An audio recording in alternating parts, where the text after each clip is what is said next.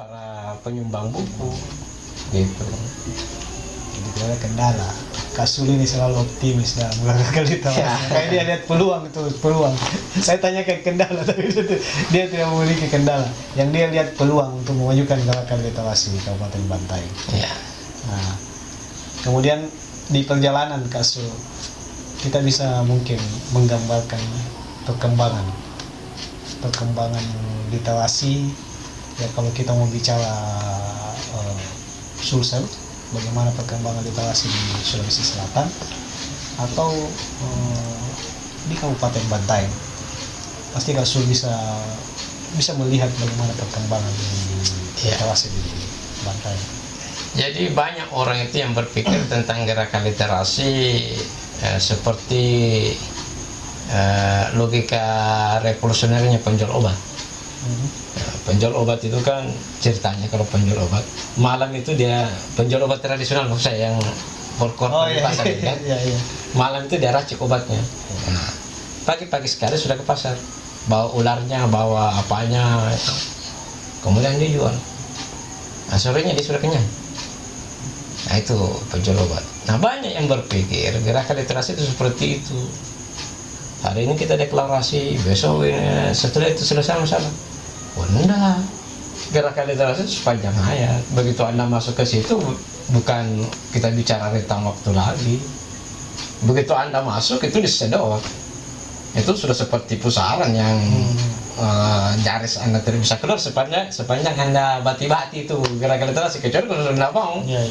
Tapi kalau macam saya begitu satu kali mencuburkan diri masuk, sudah berputar-putar di dalam terus. Nah, khusus di Bantaeng, alhamdulillah ya, Bantaeng di samping pertambahan jumlah komunitas, juga secara ukuran-ukuran sederhana ada progres lah ya.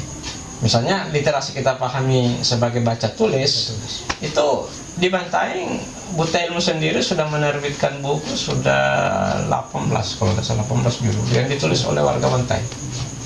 Mulai dari penerbitan yang sangat sederhana sampai sudah penerbitan yang sangat bagus, baik dilakukan secara tunggal oleh Buta Ilmu maupun dikerjasamakan oleh kelompok lain atau komunitas lain. Tapi semuanya ditulis dan dikerjakan oleh orang Bantaeng gitu. Nah, cuma memang masalah kita terakhir ini 3 bulan itu COVID ya. Ya, tapi saya tidak boleh mengatakan menyumpah-nyumpahi ini COVID, tapi saya menganggap bahwa ini juga harus kita refleksi bahwa gerakan literasi yang konvensional ini terlalu mudah ditaklukkan oleh COVID. Karena gerakan literasi yang konvensional kan kemarin kita misalnya buka rumah baca, melapak, itu kan semuanya orientasinya berkumpul. Nah, tiba-tiba kita tidak boleh melakukan itu, baik karena anjuran pemerintah maupun karena bahayanya virus itu sendiri, menyebabkan kita sepi semua. Jadi saya pernah katakan kayak sepertinya ini pada tiara punya gerakan literasi. Tapi bagi saya ini refleksi buat para pegiat untuk menemukan pola-pola baru. Nah, mekanisme berkumpul mungkin harus ditata ulang, atau tata cara bagaimana buku sampai ke pembaca juga harus ditata ulang. Bahkan kemarin ya, waktu saya awal-awal pandemi ini berpikir bahwa sebenarnya ini mungkin kemeriahannya berkurang, tapi kedalamannya lebih asik lagi, karena kita tidak terlalu membutuhkan upaya melapak misalnya yang kita harus menggunakan energi, tetapi kita cukup mengirim buku ke rumah-rumah atau ke para peminjam dengan menggunakan jasa 1-2 orang, dan mengembalikannya juga begitu, dan mereka akan baca di rumah. Tapi kan kita juga dihantui dengan awal-awal pemahaman virus ini, bahwa ya bisa orang yang kita kirim ke sana jangan sampai jadi penyebar, bukan saja virus literasi ini semua, tapi virus corona juga ikut dia ini. Jadi kita menahan diri semua kan. Jadi tidak ada, saya sendiri menahan gagasan ya, tidak mengeluarkan alternatif, karena jangan sampai ketika saya keluarkan itu dan kemudian itu bertabrakan seolah-olah bertabrakan dengan protap. Misalnya kita ubah deh. Ya, misalnya teras baca lembang-lembang, ya kan? ataukah Serambi Baca atau Maca di sana, ataukah di sudut baca SIPA atau di yang lain, kita ubah nanti diantarkan bukunya. Tapi kan kita akan berurusan dengan desas-desus misalnya, kenapa kau mendatangi orang yang sampai kau bawa virus juga ke sana, kan kira-kira begitu. Nah, jadi sekarang saya katakan kita kodingkan dulu, ya. Kita coba tata-tata itu buku, rawat-rawat itu buku, dielus-elus itu buku yang ada, dibersihkan, diapa itu, dimanja-manjain itu buku, karena selama ini paham baru kiri kanan, sekarang ditata, dibelai-belai, dimanjakan, dibersihkan. Nah, nanti setelah itu baru kita coba rumuskan pola-pola gerakan, Formulasikan bagaimana supaya peminat-peminat ini tidak terputus bacaannya karena adanya COVID ini. Kemudian Kak Sul, harapan Kak Sul terkait gerakan literasi yang telah kita lakukan ini, apa harapan tak? Khususnya bagi pemuda-pemuda di Bantaeng, apa harapan kita? Ya tentu kan bahasa normatifnya dilanjutkan, kan. Tapi kan pernyataan itu kan sebuah pernyataan yang tidak mudah ya. Kalau saya sih itu cenderung melakoni saja ya. Melakoni ya, kalau ada yang tertarik untuk menduplikasi silahkan, karena bicara dengan perbuatan itu jauh lebih dahsyat daripada bikin quote-quote yang memotivasi gitu. Saya begitu saja. Jadi misalnya ada yang bilang tidak ada capeknya ini orang ini naik turun Makassar atau apa dia bilang begitu. Saya bilang ya justru kalau saya berhenti saya capek. Nah, jadi saya coba balikan aja cara pandangnya kan. Jadi dia bilang tidak ada capeknya. Saya bilang justru kalau saya berhenti berarti saya capek. Jadi jangan coba berhenti. Dan bagi saya hidup ini kan kita selalu bergerak pada menuju pada titik-titik kesempurnaan. Nah, saya mencoba memilih gerakan literasi ini sebagai upaya menyempurnakan diri. Kan setiap orang itu punya cara untuk menyempurnakan dirinya ya, baik secara material mungkin atau secara spiritual ya. Bagi saya gerakan literasi semacam upaya diri sendiri untuk menyempurnakan spiritualitas. Mungkin ada orang dengan beribadah sebanyak-banyaknya, berkali-kali naik ke tanah suci ya kan, bangun masjid, bangun ini, bangun itu. Kalau saya tidak, cara saya berupaya untuk menyempurnakan spiritualitas itulah dengan gerakan literasi. Kalau ada yang bilang tidak ada dalilnya, itu saya bilang nanti kita cari dalil. Ya, karena banyak tuh yang begitu.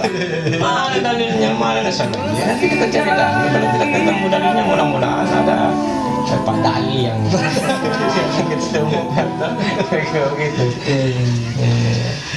Ini yang paling terakhir Kak Sul. Konten ini adalah ibrah kehidupan. Ya, peristiwa selama ini yang kita dapatkan selama hidup. Ya, untuk Kak Sul ya khususnya di gerakan literasi atau di Buta Ilmu, apa kira-kira yang bisa kita petik di peristiwa-peristiwa kehidupan ini, kemudian bisa memotivasi untuk semuanya. Lewat Buta Ilmu saya kemudian menemukan begitu banyak mutiara orang-orang, maksud saya berkegiatan bersama kawan-kawan di Buta Ilmu itu menemukan istilah saya itu sari diri kemanusiaan begitu banyak orang ya. Karena saya juga heran ya, ini bahu-membahu, nah sudah jelas-jelas tidak ada motif materialnya di situ. Iya. Bahkan mereka yang sebenarnya membiayai Buta Ilmu itu lucu juga itu. Dan tidak ada keluh kesah. Jadi apa ya? Karena mungkin dia paham ideologinya Buta Ilmu. Mungkin ya. Jadi bahwa begitu Anda bergabung di Buta Ilmu, itu berarti Anda menjadi seorang altruis. Jadi pernah kan kita juga pernah memikirkan, jadi kan dulu Buta Ilmu sering diajak kerjasama karena banyak peluang-peluang yang bisa apalah untuk mencari biaya personal apa segala macam kan. Jadi begitu saya lempar itu ide, justru ditolak rame-rame. Dia bilang, Kak Sul, nggak usah lah pikirkan yang kayak begitu, nggak usah Buta Ilmu dibawa ke situ, komersialkan. Karena dia bilang justru Buta Ilmu itu tempat kita kembali untuk cuci diri. Itu yang mengagetkan saya. Jadi Buta Ilmu itu tempat kembali untuk bersih-bersih diri.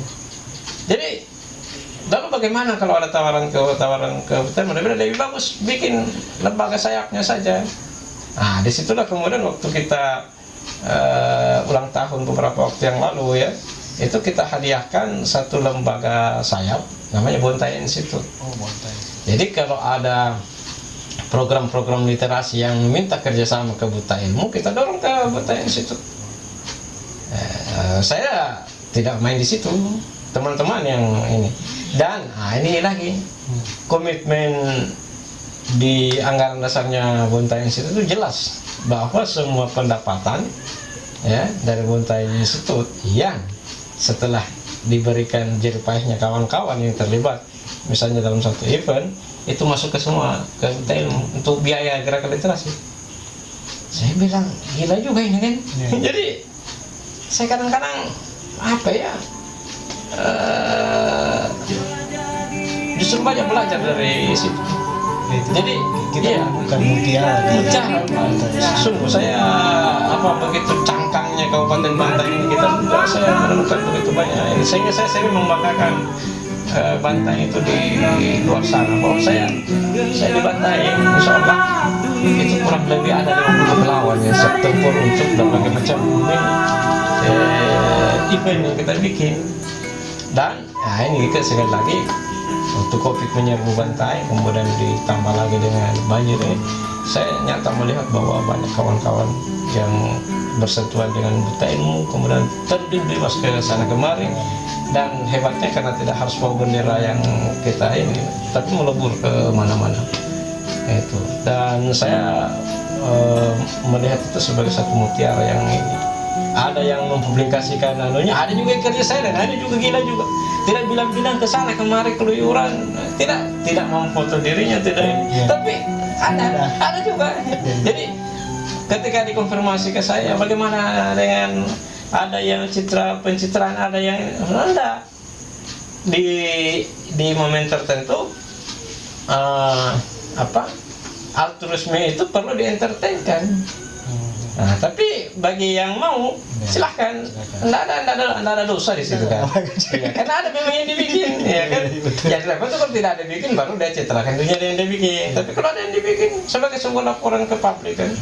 Nah, tapi ada juga yang memang dia bilang saya tidak butuhkan itu karena mungkin juga memang tidak diperlukan pertanggungjawaban publik karena dia sendiri yang melakukannya. Jadi dia menikmatinya secara silent.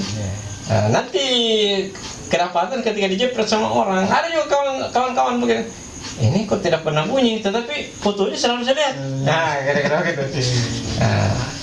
Kira-kira gitulah. Jadi intinya Kak Sul di perjalanan gerakan literasi khususnya di dalam Buta Ilmu ini menemukan, kalau boleh distilahkan, mutiara ini. Orang-orang di sekelilingnya Kak Sul itu dianggap mutiara. Karena dengan mereka sampai saat ini gerakan literasi ini alhamdulillah berjalan sampai saat ini. Saya kira begitu Kak Sul. Insyaallah. Atau ada pesan-pesan untuk pemirsa di channel ini? Kalau pesannya ya jangan lupa di subscribe ya. Apa yang satu? like ya. komen dan bagikan. Saya kira demikian. Demikianlah perbincangan singkat saya dengan CEO Buta Ilmu, Kak Sulhan Yusuf, salah seorang penggiat literasi di Kabupaten Bantaeng.